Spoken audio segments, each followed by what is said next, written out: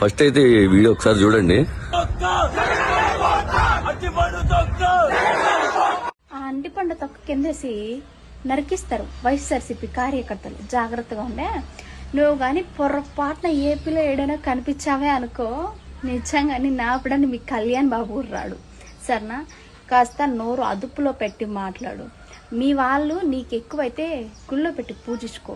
అలా అని చెప్పి మా నాయకుడిని మాట్లాడావనుకో ర్యాంప్ దింపేస్తారు. జాగ్రత్త. చూసిరు కదా వీడియో అయితే. నిజంగా అక్క, నిన్ను అక్క అనాలా, చెల్లనాలా, లేకుంటే చిన్న పిల్ల అనాలా అర్థమైతే లేదు. పూజ అట చిత్తూరులో ఉంటదట.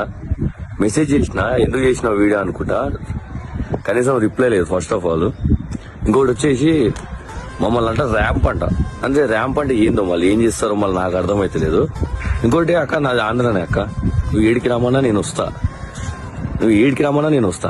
నాది గుంటూరు డిస్టిక్కే నాది ఆంధ్రానే. నేను 24 గంటలు ఎప్పుడు చూసినా నేను ఆంధ్రాలో ఉంటా. వారానికి 3-4 రోజులు అక్కడనే ఉంటా నేను. నువ్వు ఏడికి రమ్మన్నా నేను వస్తా. ఈ చిత్తూరు అని చెప్పినావు కదా, నాకు మెసేజ్ చేయి, డైరెక్ట్ మెసేజ్ చేయి, లొకేషన్ పెట్టు, నేను వస్తా. మేము వస్తాం, మా జన సైనికులు వస్తారు, తర్వాత మాట్లాడదాం అక్క. ఎందుకు అక్క ఆడపిల్ల అయ్యి ఉండి ఇవన్నీ మాటలు? మీకంటే సిగ్గుశరం అనేది ఉండదు, మా జన సైనికులకు ఉంటుంది. అట్లని చెప్పేసి మిమ్మల్ని ఏం తిట్టలేకపోతున్నాం.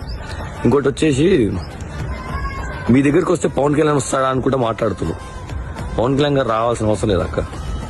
జస్ట్ జన సైనికుడు ఒకటి అనుకుంటే చాలు, మిల్లులను తగలబడిపోయే రోజులు వస్తాయి.